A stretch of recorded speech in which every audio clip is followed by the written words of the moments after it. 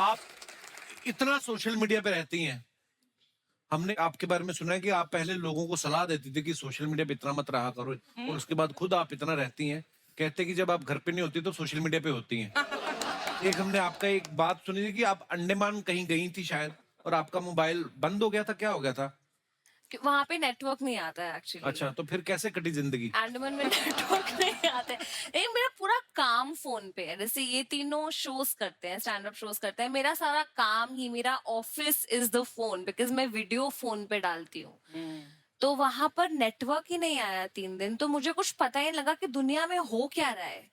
मैं बहुत अपसेट हो गई, तो मैंने खाना नहीं ये नहीं होता कि मैंने खाना नहीं खाया था, मैंने उस दुख में और खाना खा लिया था। ऐसा नहीं होता मैंने खाना नहीं खाया था। और ऐसा भी नहीं पाजी, आप कुशा से कभी मिलोगे, मतलब हम मिले थे तो कुशा हमें बताती है कि तुम दोनों को इंस्टाग्राम पे और एंगेजमेंट बढ़ाने के लिए ऐसे रील बनानी चाहिए। दोनों को नहीं आती हमें बनानी। रील नहीं बनानी आती? कुछ भी नहीं, आप क्या कर लेंगे उसमें, हमें वो क्रिएटिव वो वाला पार्ट आता ही नहीं है कुछ भी। तो वो उन्होंने आइडिया भी दिए थे कि इसको अपने इस स्टैंड अप का इतना सा पार्ट काट के तुम डालो। तो इन्होंने मुझे कुछ सजेशन दिया, मैंने वो डाल दिया। इन्होंने तो वो भी नहीं करा। एक वीडियो मैंने डाली, वो वीडियो सही में ठीक ठाक चली वो रील, तो मैं कहा आप तो करेंगे ये। मैंने कुशा को थैंक यू बोला, मैं कहा तो अब देखो फॉलोअर्स कैसे बढ़ाता हूँ मैं। बस वो दिन था और आज का दिन है, दोबारा नहीं डली दूसरी। अभी रिसेंटली इन्होंने बालम थानेदार पे डांस किया। वो दुआ ने बनाई। अच्छा, लड़कियां तो ठीक है कर रही है, लड़के भी कर रहे हैं। मैंने किया। चलो फिर टॉपिक चेंज करते हैं। बसी साहब एक बात बताओ, आप जब भी मुंबई आते हो, आप अभिषेक के घर पे रुकते हो, आपका प्यार ज्यादा है कि किराया वगैरह आप देना नहीं चाहते हैं? मैं रुकता नहीं हूँ घर पे, मैं आता हूँ घर पे। अच्छा, तो मैं कहीं भी होटल होगा, कुछ भी होगा, तो उसके बाद मैं फोन करता हूँ कि कहाँ पे है, क्योंकि भाई ज्यादा बिजी रहते हैं। इसका आदमी का मुझे पता है, ये आपको बैग टांग के बैंड्रा में घूमता मिल जाएगा ऐसे ही। रैंडम प्लान बनाता है। रैंडम ये घूमता ही फिरता है ऐसे ही पैदल ही, हाँ यही तो है, चलो चल लेते हैं, कोई मतलब नहीं कहाँ पे। तो मुझे पता है आसपास ही होगा कहीं। अच्छा। दिल्ली में मैं अकेले रहता हूँ, यहाँ पे अकेले रहता हूँ, तो पता है जाना इसके पास जाके रुकना। ये भी बड़ी मौज होती है जब आप अकेले रहते हैं ना यार दोस्त सारे, उसके बाद सबकी शादियां हो जाती है धीरे धीरे, फिर ये माहौल भी नहीं बनेगा। मैं तो बोल ही रहा हूँ शादी नहीं करनी चाहिए, सबसे ना बोल रहा हूँ, सबसे बोल रहा हूँ मैं, मत करो बिल्कुल। तो मेरे घर वाले पीछे पड़े हुए हैं शादी के मेरे। हाँ? अरे मैं घर गया था एक बार अभी, तो मेरी मम्मी कह रही कर लो बेटा शादी, क्या हुआ? मैं कहा नहीं अभी टाइम नहीं है। तो कह रही देखो हमारे सामने वाली बिल्डिंग में एक आदमी रहता है, 45 साल का हो गया, शादी नहीं अब तक बेचारे की। मैं कहा बेचारा क्या है इसमें? कह रही बेचारा अकेले ही कपड़े सुखाता रहता है, ठीक है, अकेले बैठ के कबूतर देखता रहता है, पूरी बिल्डिंग में उससे कोई बात भी नहीं करता है। मैं कहा तो करता क्या है? कह रही स्मगलर है। मैं कहा पहले वो बताओ, ठीक है। पहले इनके लिए कुवारा होना ज्यादा बड़ी कि ये हिटलर की बोलेंगे मुझे ठीक नहीं थी, बाकी भूल जाएंगे उसने क्या किया, ठीक है। वो है। ऐसे कोई बाहर का किस्सा सुनाओ मजेदार, क्योंकि आप लोग, मैंने देखा अभी बस्सी भी बाहर थे, आप भी कितना घूमते रहते हो। मेरी बेइज्जती इतनी इंडिया में हो चुकी है कि मैं बाहर किसी को चांस ही नहीं देता। एक तो अपनी और बच्चों की बनती नहीं है, ठीक है। मेरे को ऐसा लगता है कि बच्चे सबसे प्यारे होते हैं 5 से 10 साल वाले, क्योंकि उनको तुम काम बता सकते हो, चल पान ले क्या। 11 के बाद वाले बच्चे नहीं है, हाँ। वो सब बाप है, उनको सब पता है परियां छोड़ के गई थी कि नहीं गई थी। सबसे भयंकर बच्चे होते हैं 1.5 से 2.5 वाले। समझ गए ना कितनी बात कर रहा हूँ? वो जो चल नहीं पाते हैं पर बोलने लग गए हाँ। वो अब पता कुचू वाले। उनके हाथ में सामान आने लग गया पर उनको पता नहीं इसका करना क्या है। हाँ। वो तुम्हारी आंख में चम्मच मार देंगे। अरे मैं उस दिन कॉफी पी रहा था, मेरा बेटा रिमोट डाल गया उसमें। पर बेटा ऐसा करता है, बेटी नहीं करती, वो बहुत ध्यान रखती है। उस तो मुझे शक ही रहता है कि उस दिन कॉफी में डाल गया। एक दिन आया बड़ी तेजी से, वही चलना ही सीखा अभी, वो आया फटाफट टेढ़ा मेढ़ा लटकाते, आते ही मेरा मोबाइल उठाया। मुझे शक था कि क्या करने वाला ये, क्योंकि बाप तो मैं ही हूं उसका।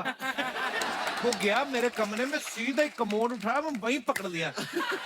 पर ये करते वाकई। हाँ, तो अपना बच्चों से अब प्रॉब्लम क्या है कि लोगों ने ये वाला कल्चर बना दिया कि अगर आप कुत्ते से बात नहीं करते हो, बच्चे से बात नहीं करते, आप इंसान अच्छे नहीं हो। ठीक है ना? और अपने से, दोनों से, मेरे से जो जवाब नहीं दे रहा उससे बात करने का कोई मतलब नहीं।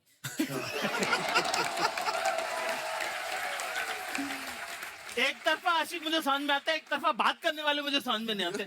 अगला जवाब नहीं दे रहे लोग, गुचू गुचू। अपने बस का नहीं है ये सब। मैं ट्रेन में बैठा, एक बार इंदौर से मैं दिल्ली जा रहा था, ठीक है, तो मैं बिस्किट बिस्किट लेके रखता हूँ, ऐसे ही अपने को पसंद है। बच्चा रो रहा भयंकर, 2.5 साल की लड़की, चैंप पैंप पूरा डब्बा उसने तहस नहस कर दिया। तो मुझे लगा यार कि बच्ची है, रो रही है ना, तो मैंने उसको बिस्किट दे दिया। अच्छा, उसकी मदर नहीं थी, फादर ही थे जो संभाल रहे थे। बाप से ऐसे संभाल लिया बच्चा, वैसे वो भी हो रहा था। मैंने कहा थोड़ी देर में आती होंगी, वो संभाल लेंगे, उनको ट्रिक ज्यादा अच्छी पता होती है। उसने बोला नहीं, खुददार बाप था साहब, नहीं करके उसने बोला मैं बाहर खिलाता हूँ ये वो, ठीक है। अच्छा, उठा के मैंने बिस्किट ऑफर किया, उसने बिस्किट नहीं लिया। मैंने कहा अपना क्या, अपन ही खाने वाले थे वैसे भी, और मैं खाना खा के आया था। 5 मिनट बाद तो पुलिस वाला लेके आ गया। अच्छा, कहीं ये नशे के बिस्किट खिला रहा है। नशे के बिस्किट।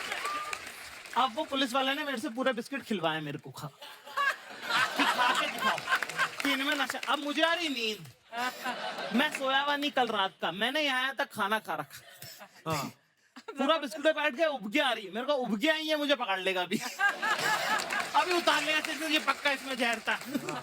बाप रे।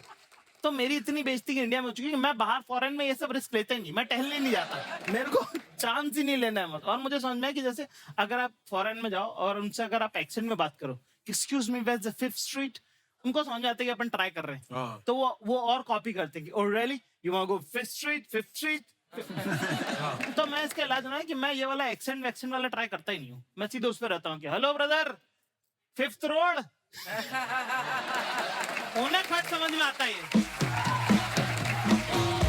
कुशा की मम्मी की भी एक अपनी डिक्शनरी है, ये आप खुद बताएंगी।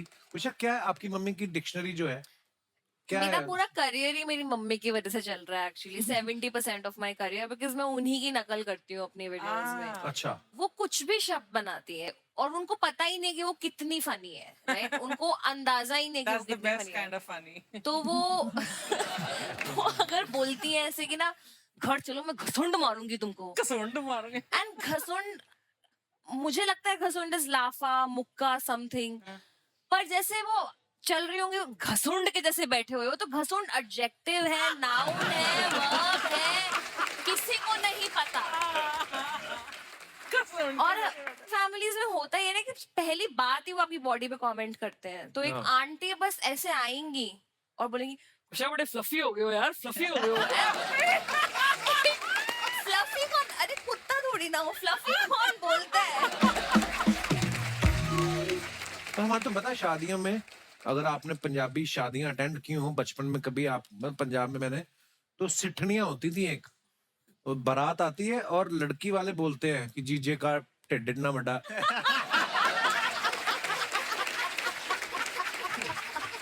ये मजाक करते हैं कि ऐसा है।